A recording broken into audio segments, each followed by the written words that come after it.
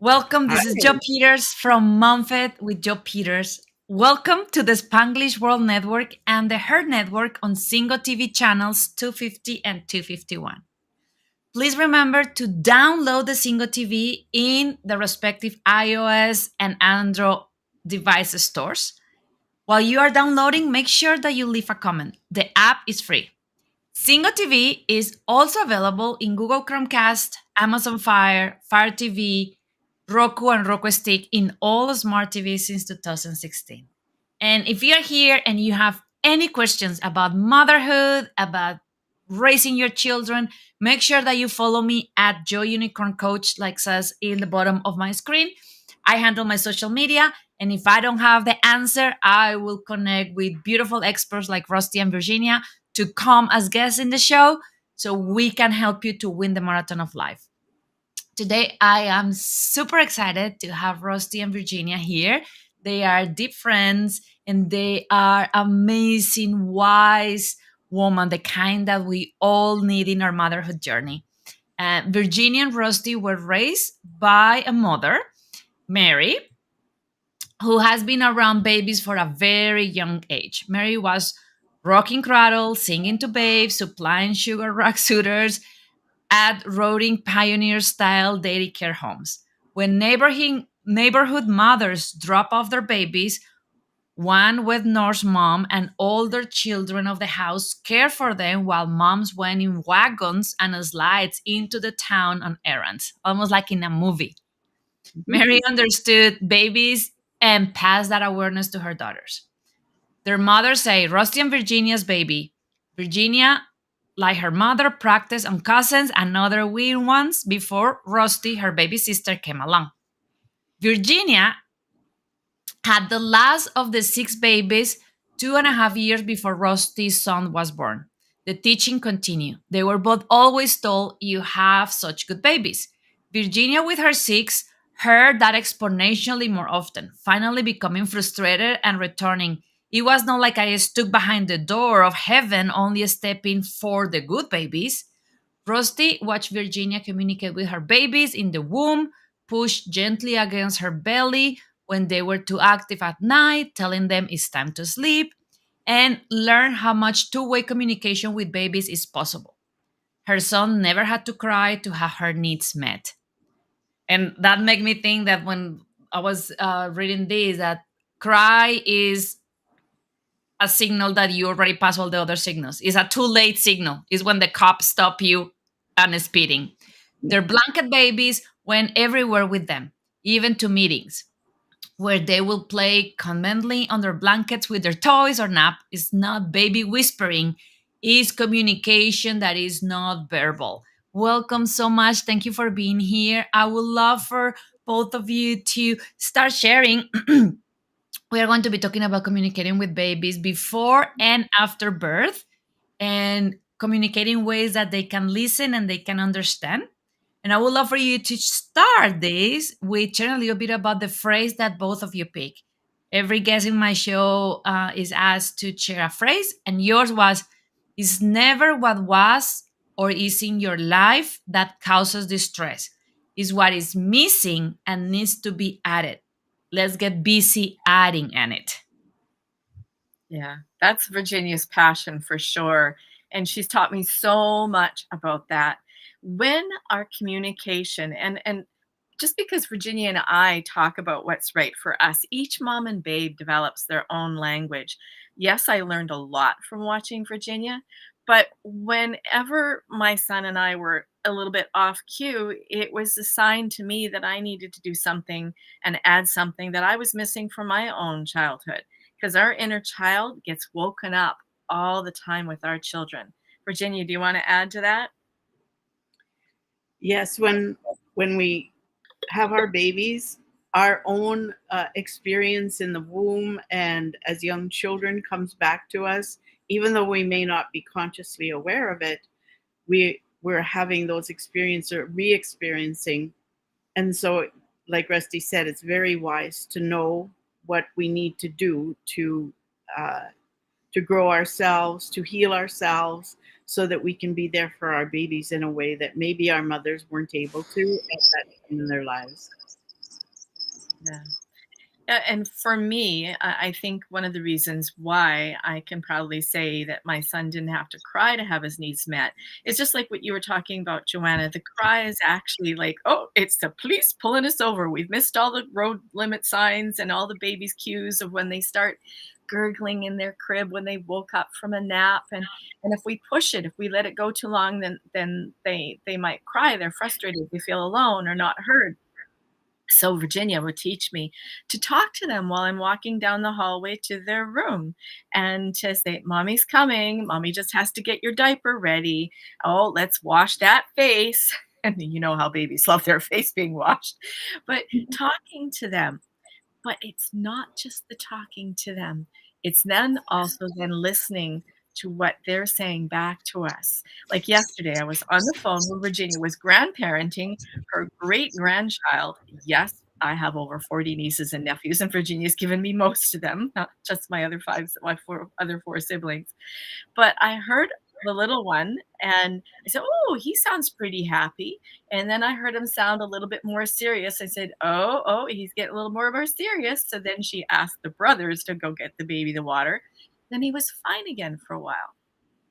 Then he got a little bit cranky again, and she uses a firm voice, say, "Oh, what's that sound? What do you need?" And then he responds. And this was I was hearing this over the phone. So Virginia clearly hasn't lost her skills.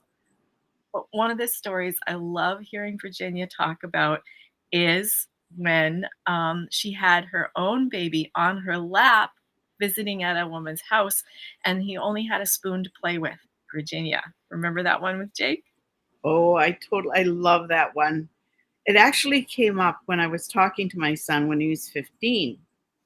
And he said to me, "Mom, do you talk about me with your clients?" And I said, "Yes, I do." And he said, "What do you say?" And I said, "Well, I say you were my free baby." He says, "What does that mean?" And I said, "Well, by then I had done so much of my own work because you were baby number 6 that you were my free child." And he says, out of the blue, he says, "I hate when babies cry." And I said, "I'm curious." So I don't say what I'm thinking. I say, "Well, that's how babies communicate." Not that I believe that, but anyway, he said, "Well, then I watch." He said, "Well, I don't like when they have a whine in their cry." I said, "Well, what if there's no whine?" He said, "Then I watch." I said, "What do you watch for?" He said, if the mother takes the baby to the back room, this is at our Sunday meetings, and comes back and puts the baby down and the baby's happy, then it was for the baby." And then he says, well, I said, "But if mama brings the baby back and puts the baby down and the baby cries, it was for the mother." And I was taken aback and I thought, what does that mean? I said, "Well, uh, I knew exactly what it meant actually, because I told him then about when he was on my knee and we were talking, my friend and I gave him my teaspoon because I had forgotten to bring any toys. And he played with it and he dropped it on the floor a little bit later. I picked it up, I gave it back, and he dropped it again. Gave him one more chance, and he dropped it again. Then I put it back on the table. Then he squirmed a little. And I never allowed my babies to squirm on my knee. I put him down on the floor and held him next to my knee. And then he put his little arms up and he wanted back up. And so I brought him back up and I said, "You know what? He's bored. Do you have anything he can play with?" She said, "No, all my toys are gone. My kids are older now." I said, "Well, anything, just Tupperware, whatever." And so I spread out his blanket and I put him on his blanket with a pillow behind him and around him because he was just sitting up. He was very little. And he just started playing with those things. And she says to me, "He is so good," you know, because he had not made a peep. He hadn't cried. He hadn't whined. He hadn't said anything. And it just, he was very patient with me because it took me a little while to think about, I was so busy talking that it took me a little while to realize he was bored. And so our babies learn to communicate with us in ways that we just have to pay attention to. And his was not to cry because he knew I was listening for his cues. But in this case, I was a little slow and he was patient. Yeah. And watching you sleep train them in the womb, my son slept through the night at about 2 weeks. A shorter night because I'd put him to bed a little bit later, but he was sleeping. And then at 9 months, he got a really bad cold. And what do we do when our babies are not feeling well? Is we nurture them. And I would nurse him and I would nurture him in the night and I would sit in the rocking chair during the night. Well, after that, when he was all better, he thought, "Oh, this is a good thing. I can get the bubby, and at nighttime and that." And Virginia taught me, "No, you're gonna have to be firm and you're gonna have to like still console him, but in the crib, and that, he's gotta go back to sleeping through the night." And so I would pick him up, I would console him, put him back down, and he then eventually learned about after 2 nights, I think, two rougher nights, that okay, we have to go back to sleeping through the night. This is like not a game anymore. But it was wonderful with him because I could rock him and nurse him, and he would just go to sleep in my arms, and I would lay him down in the crib, and he'd be sleeping until about 14 months. He then would just, he would nurse, he'd play around with the nipple, and he wasn't going to sleep. And I said, "Well, if you're ready to go to sleep yourself, then it's time for night night." And from that point on, I would just nurse him after his bath and lay him down, and he would put himself to sleep to self nurture. I My friends were amazed. We always have other friends with babies around the same time. They were amazed, but I credit it to Virginia and watching her with her 6 babies. And I also didn't have terrible twos with the no because I never said the word no. I found ways around that. I said, "Oh, hands off, sweetie. Can you ask permission to touch that?" If we were at somebody's house, this one house we were at, he was longingly looking at this little bike sculpture. It was a little sculpture. It was clearly an ornament, not a toy. And he's looking at it and looking at me, and I went, "Hands off. This is hands off." And then I said to my friend where it was her house, I said, "Can he touch that?" Because he was waiting so patiently. She said, "Oh, yes, it's not breakable." And he was happy then for the rest of the time I was talking, playing with this ornament that was not, the wheels didn't turn, but he played with it. I had a great fun. I think that is important to understand, and I love how you are talking about the communication that we show them respect as the human beings that they are, and that we don't underestimate or undervalue their needs. Because like, oh, it's a baby, he can wait. But when we start building that um connection and saying, yeah, I hear you, it is important, let me understand. And I will not say that I'm not having the challenges on the twos, and I also know that I'm not having even close to the things like there. I in the groups and the moms that I know, their moms saying that they are driving, that they're going to lose their mind because the tantrums. But I also think that is important to, with that you, I know you both talk about it, is respect the intelligence in the communication. Because I think that sometimes we make the mistake to think that communication is just verbal, or sometimes even just sign language, but understanding that even before they have that skill developed, they still can communicate and they are smart communicators. It is amazing. I would like to talk a little bit about that, and that verbal versus non-verbal conversational skills. Um, I will say something that was super funny for me, and Elliot was probably 8 months, 9 months. He was not. We start baby signed when he was 6, but he was not even signing at that point. And I start realizing that every now and then he will bite my nipple. And then instead of saying no and that, I start getting curious into, what are you trying to tell me? And then I finally figured out that he will only bite my nipple when he was nursing and I was in my phone. So it was him saying, "This is our time, mama. I need bond time. I need you looking at me. Put that stupid phone out." And then he was not able to sign. He was not able to talk. So his way to grab my attention while he was eating was biting it. As soon as I caught that that was his message, he never bite me again. Well, never know, maybe one or twice playing, but then it was amazing because that was what he was trying to communicate. Was saying I don't like, and now, now that he talks, it reinforces that that was the message. Because when he's playing with me and when he's then one of the first things that he says is, "Mom, phone down. Mom, phone down." Even before he asked me to play, he really don't like to have the phone around him. So let's gonna talk a little bit about how intelligent they are and Oh. how we can support that verbal versus non-verbal communication skills, even to help them with their language development. Oh, absolutely, Joanna. I've got a great story about that. One of my great nieces, Virginia's granddaughter, they were raised diaper free and with sign language for having to go she or poo poo, right? And so the sign for having to have a bowel movement was to rub the tummy. And Magdalene is about 7 or 8 months old and in the high chair, and she didn't particularly like supper.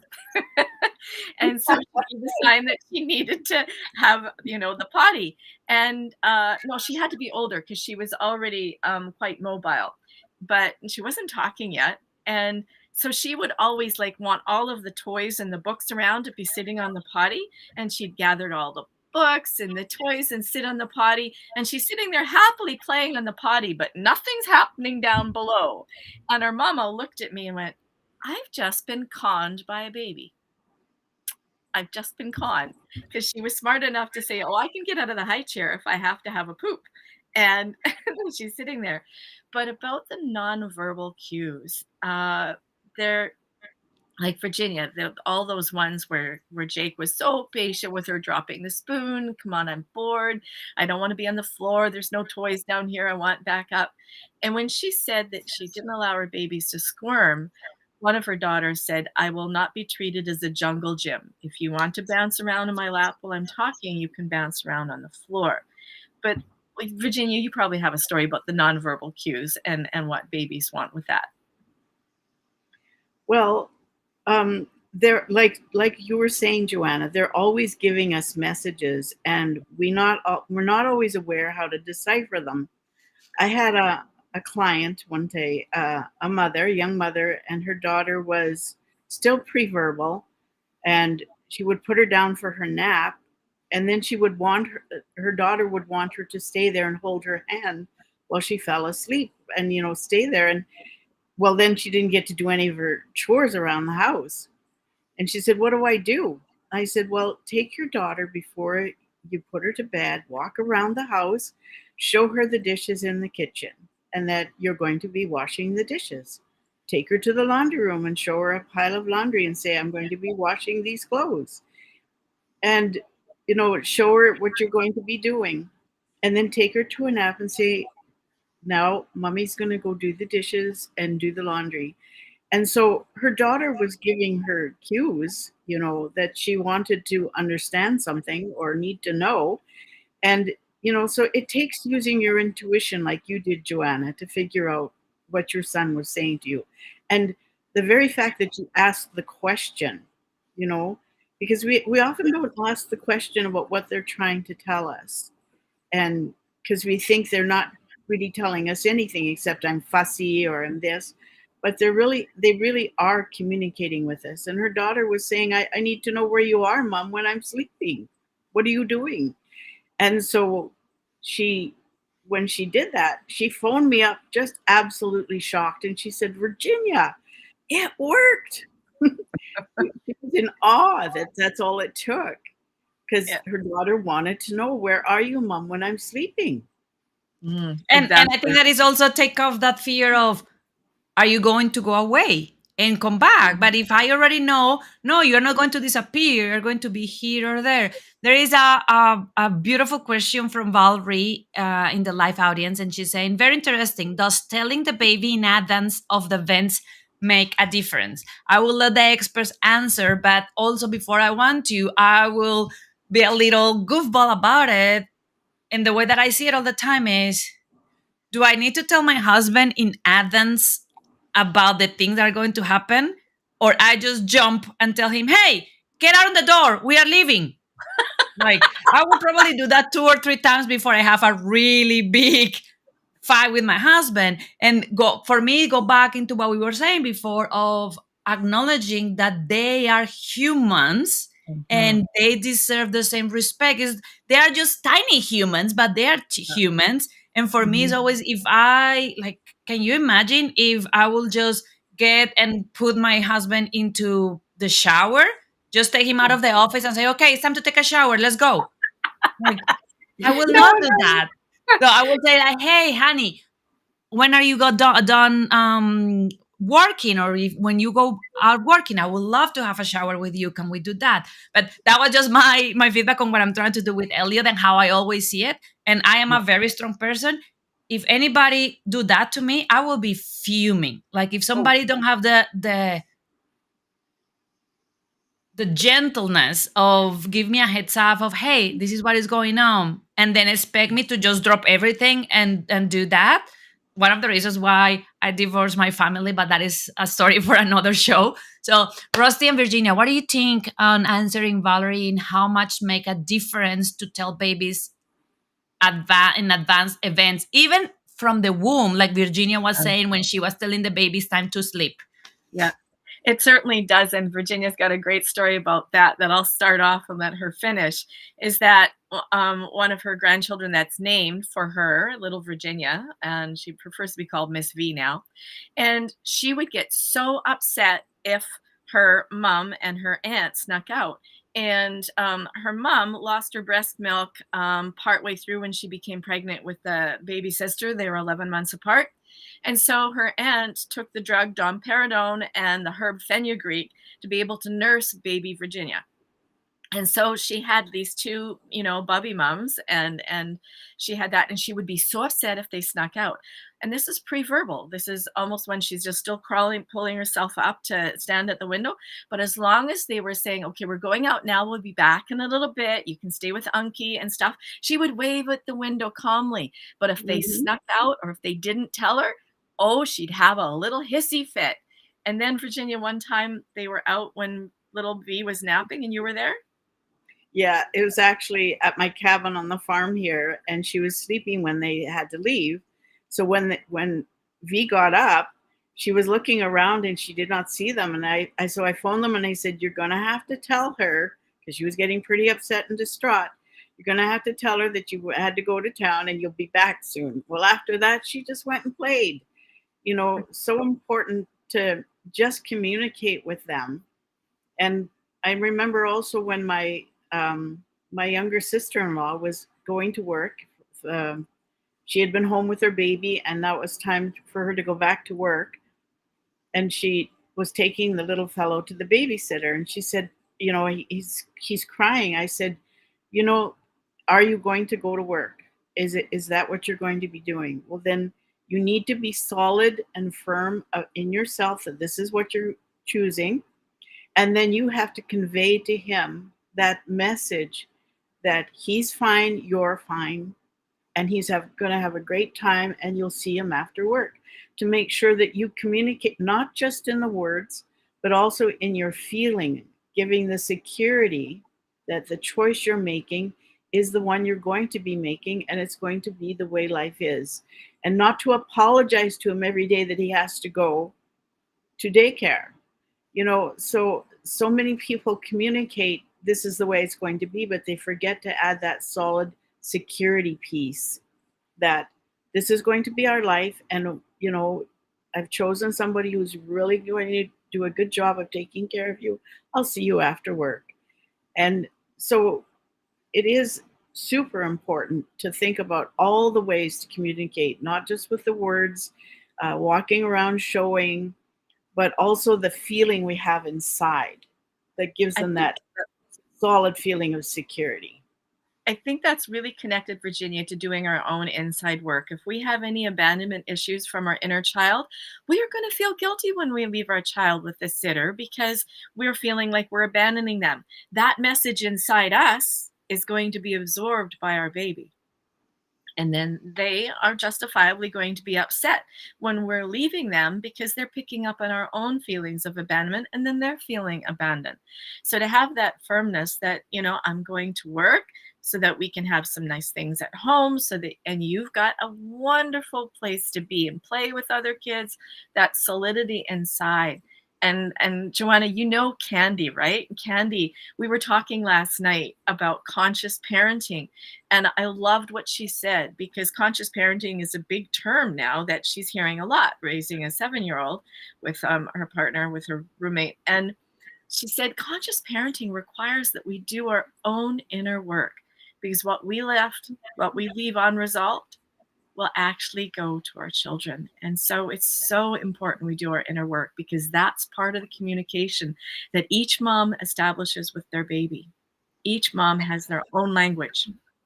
And I was going to talk a little bit about that, because with the work that I also do with women about having it all, one of the things that is proof already is we create our world reality within the first 7 years. Actually, I used to say first 7 years. The newest research show that starting at the second trimester of pregnancy, a baby in the womb start creating from the second trimester of pregnancy up to 7 years his or her concepts of reality and the patterns and the beliefs. So with that said, it's very important that we create those parts of if any of you are familiar with that, but normally there are 4 wombs in the childhood of abandonment, of guilt, of not being enough. So what you were saying is like what Virginia was saying is show them the kindness of also helping them with their brain development to understand you are going to be safe. The reality is they don't know if they're going to be safe without mom. Mom, that is my mom's job, keep me safe. So if mom is not here, will I be safe? So I love how Virginia is saying, reinforce, you're going to be safe. Here's where I'm going. And I'm going back. Yeah. So is in enforcing that. And I love what you were saying. And that's the last point that we're going to be talking deeply into. I hear somebody saying, when a mom was saying, he's driving me crazy. And then they was like, he's not driving you crazy. He's showing you what is driving you crazy from yourself. So I'm like, oh, and then for me, it was a huge deal, because in the first 9 months, even now, but it's not as bad now, my child's crying was very triggering. Like I will feel, and then after some of this work, I realized it's so triggering because I never was felt safe to cry. I always hear things like, if you keep crying, I will give you something to cry about, threatening me with physical abuse. So there was not his crying, was my womb when I was a little girl, of me not feeling safe crying, of me not being acceptable that I cry, what was triggering. So that I know that is the expert part that you do with moms and with families. How we as moms can start, even since pregnancy, because I love that your concept is so proactive. I'll say, as soon as you get pregnant, start working on healing those wombs so that you don't pass them to your children, so that you don't repeat unconsciously the patterns.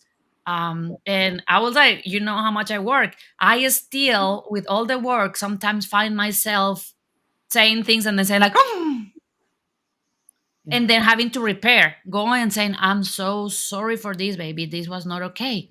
So how moms can start doing that, ideally since pregnancy, but also if we have moms around the world that already have their kids, is there ever too late to start that journey and repair back?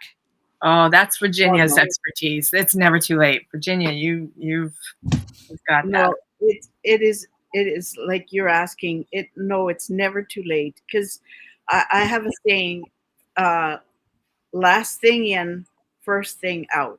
So if the last thing we put into our child is to say something like you used to experience, um, if you cry, if you keep crying, I'm going to give you something to cry about. If that's the last thing in, the first thing out is insecurity. But if you realize what you said, or you're driving me crazy, and you stop and you say something different, that's what goes into your child then. Because if you leave it at that, then that's where it is. So you can change that and say something else. But what that's also your cue to realize, if I'm saying things like that, where does that come from for me? So because often moms are conscious enough to realize what they said is not okay. I shouldn't say that to my child. But rather than shoot yourself, ask yourself a question: where does that come from for me? And like you said at the beginning, one of my favorite things is, it is never what is in our picture that causes us distress. It is what is missing and needs to be added. And so, whatever it was for us that caused us to feel that way, or to have us speak that way to our child, or act that way with our child, it comes from somewhere. And we just need to be able to ask ourselves, where does that come from? And then we can do something about it. And it's never too late, because then our child senses the difference in us. Not that we're just trying to hold back, but that actually we've healed something inside, and there's a whole new aura between us and them. And they will feel that. They will have that. Yeah. It's a tougher story for me to tell, but my son is going to be 41 this year. And when I was 6 months pregnant with him, I had this horrible argument with his dad about changing my name. I was going to keep my name from my childhood, my mother's name. And he wanted me to change my name to his last name. And it was just so important to him. And it was a horrible fight. It was one of the only fights that I really remember, because after that, I went silent and didn't fight.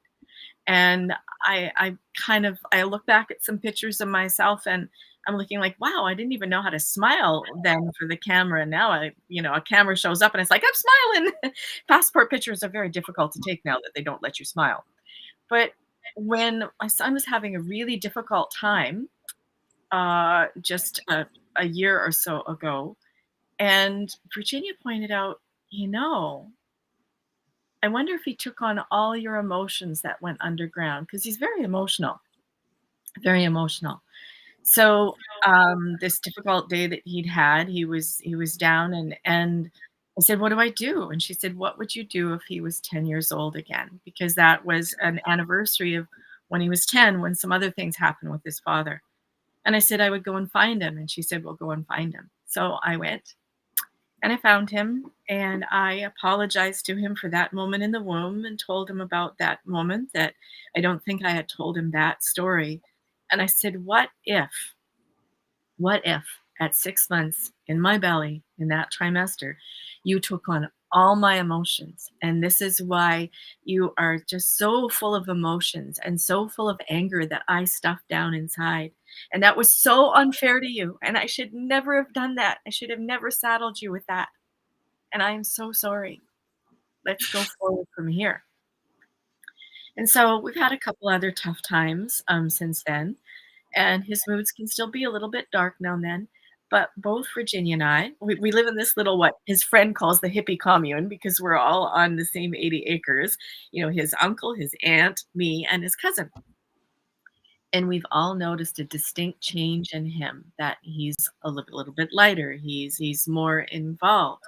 So it's never too late to do the healing when we miss those stages. This is not about anything about regret or guilt. It's about when you realize there's something to be done, an apology to be made, a communication to be corrected, do it. It's never too late. And I think that thank you for sharing that personal, vulnerable story. And it makes me think on two things. The first one is how society is being putting us into this expectation and this standard of I have to be the perfect mom and I have to have it all figured out, and how we are so hard with ourselves, Yeah. versus not only being okay with asking our babies for forgiveness and saying sorry and says, hey, that was not okay. That concept of for example, I grew up with like, I'm the grown up. I know what I'm doing. I did it because of a reason. And instead being humble enough to say, like you were saying, I am resolving my own things, what I try to parenting you. And then sometimes I screw up and sometimes I make things wrong, and how we can start going into that. But also I remember, and this is why it's so important, this work that you are doing and that I'm doing, into getting the awareness for women, that you were saying you were 6 months pregnant. I was that reinforced what I was saying. After the second trimester, that is only when you are 13 weeks. After 3 months pregnancy, your babies start developing based on what they hear and feel. So even more important to get that conscious to say, choose as a woman, say, if I need to solve anything emotionally and mentally, I need to do it right now, because it's not fair that I pass that to my baby. I don't know if you ever watched this movie, but there is a movie called The Time Traveler's Wife. Yes, And yes. there is a part on that, and if you never watched that movie, go and watch it. It's very nice. But there is a part where she keeps losing her babies when she's pregnant, and then finally, of course, it's not at that, but then she's like, the baby was a time traveler too. So when they fight, when they argue, the baby got so upset and so scared that the baby will time travel. But because it was a tiny baby inside the womb, she was not able to come back. And then there is a time where she's in the top and say, you make me think about, she said, like, this pregnancy is going to be the most happy, joyful, calm, and peaceful pregnancy. And it made me think what you were saying, Rosie. What if we since then made that choice as moms to work in our peace, in our calm, in our happiness? So the starting in the womb, that is what they are infused with. Now, this question will be for Virginia probably, but Valerie also is being saying that she's having a lot of value, and she's saying how we can start even finding that thing that is missing that we need to add on.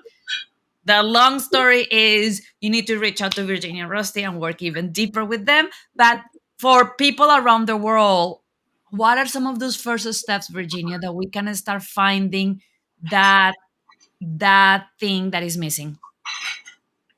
Well, it starts with asking that question, like you did, like what why was it disturbing you so much when your baby cried? So that's the first place to start, is ask, you know, not to go into the feelings of, well, I'm not this, I'm not that, or whatever, just to get into your logical mind and say, what where does this take me back to, is an excellent question.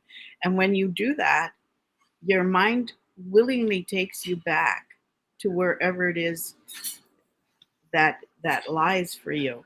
And if it's pre-verbal and pre-language, it can be a little tricky to get to those things. I use genogram to look at family history, and then we can see things that we can't remember. But I have found that even when it's in those situations, when you're talking to children, one of the subjects that I find they absolutely are riveted by is when we talk to them about when they were in the womb, when they were small children, when their parents were small children. They're fascinated by that part of their history that they don't really remember, but it's in their body. They've stored it there. And we're the same. Everything is stored in our body. So when we ask that question, where does that take me back to? And then when you know what that is, then you can start adding what's missing, like what was missing, and you can add that. You can just think it, because we're doing that when we give it to our child, because we know what was missing from our life. We automatically are giving it to ourselves because we're giving it to our child. But if there's something we're not giving to them, it probably wasn't given to us. So ask where that was missing in your life and add it back in. And that's a skill Virginia, we all learn. Virginia, tell the story too about how when your sixth baby arrived in your womb, you weren't exactly happy. Yeah. Well, it wasn't that I wasn't happy. It's what that I wasn't planning to have another baby.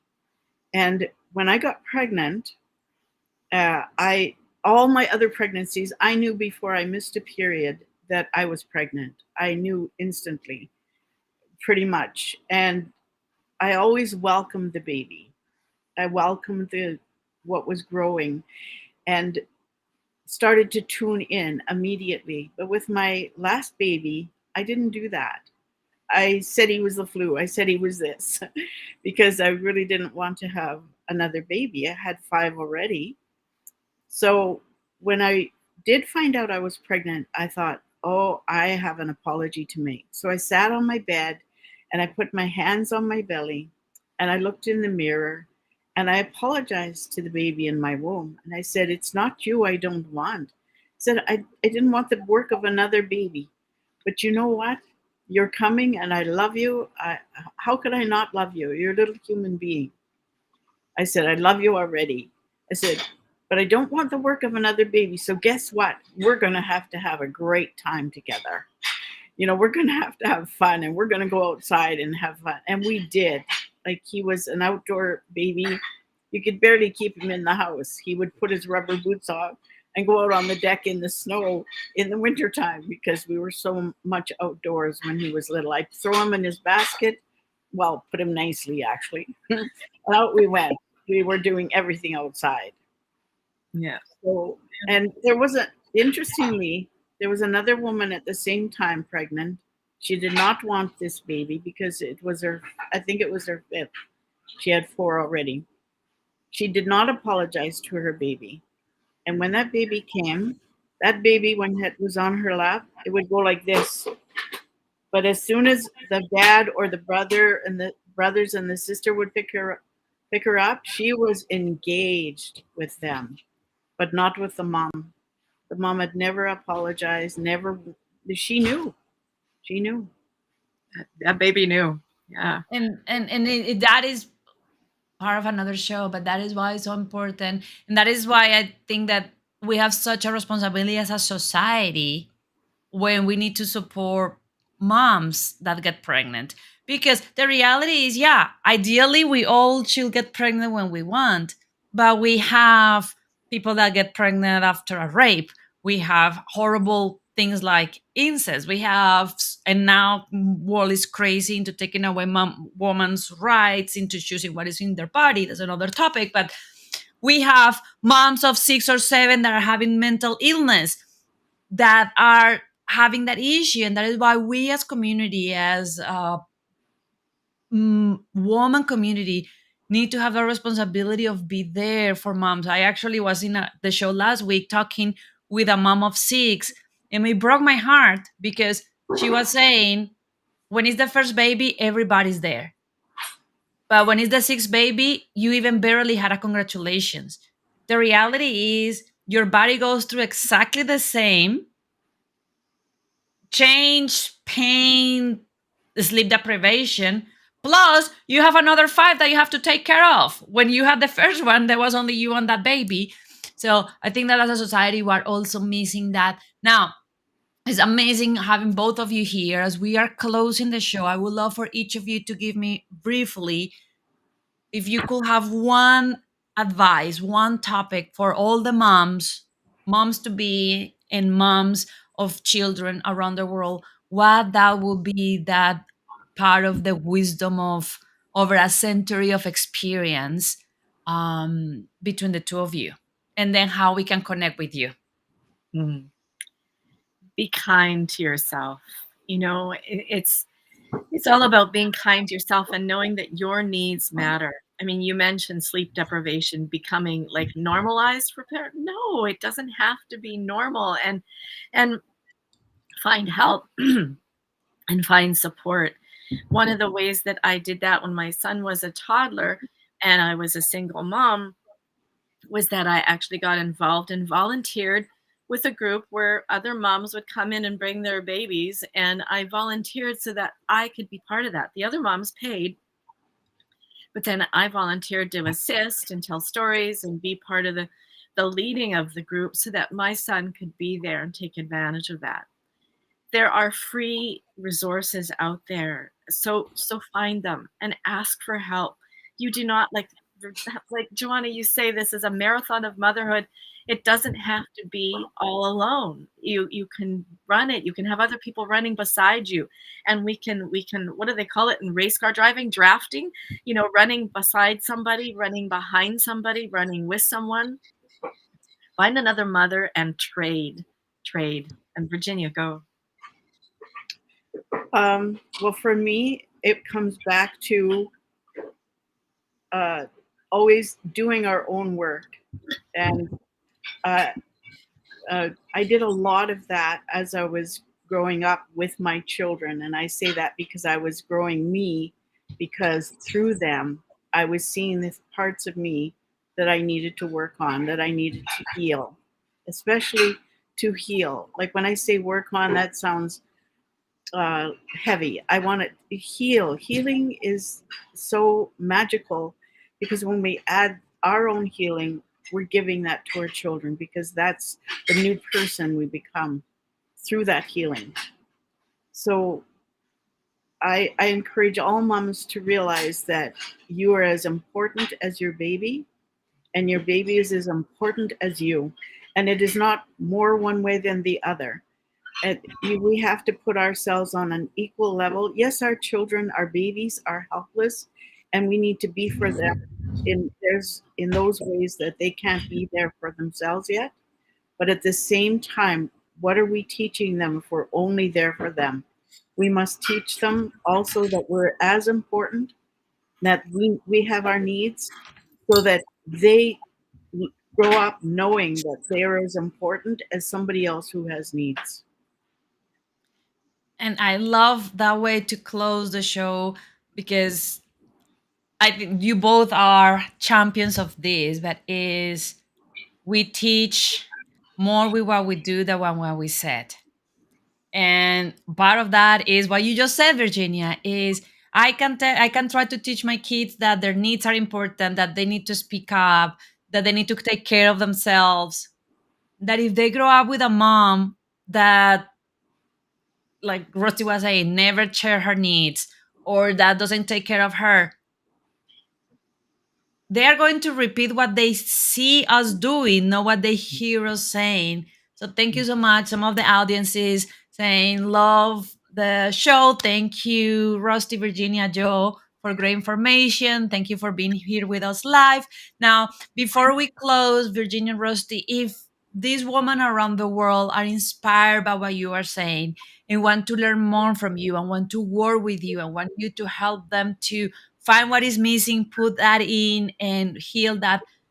Before we go, how they can connect with you, how they can reach you and say, hey, I want you in my team, I need backup, how I can work with you. We have a very simple website that they can go and find us, mendedmamas.ca. And we are looking forward to a free masterclass that we're doing in November 23rd. For any questions and answers from moms that you want to come and ask your own questions about what's going on with your babies or any of that, mendedmamas.ca. Mendedmamas.ca. And Mended Mama CA, if you're in every place in the world, if you're in the United States, you do not have an excuse. That would be your Thanksgiving gift because November 23rd is Thanksgiving in the US.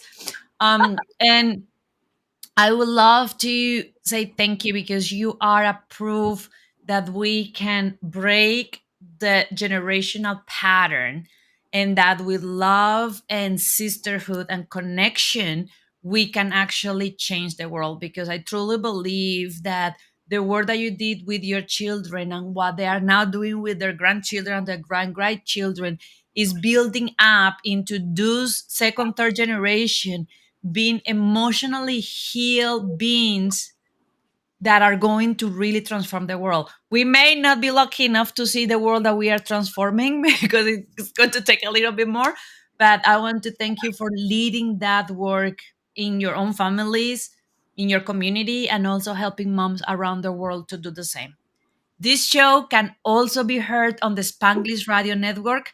Please check out www.spanglishworld.ca for all programming. Spanglish World. Watch it, hear it, read it, download it, and leave it.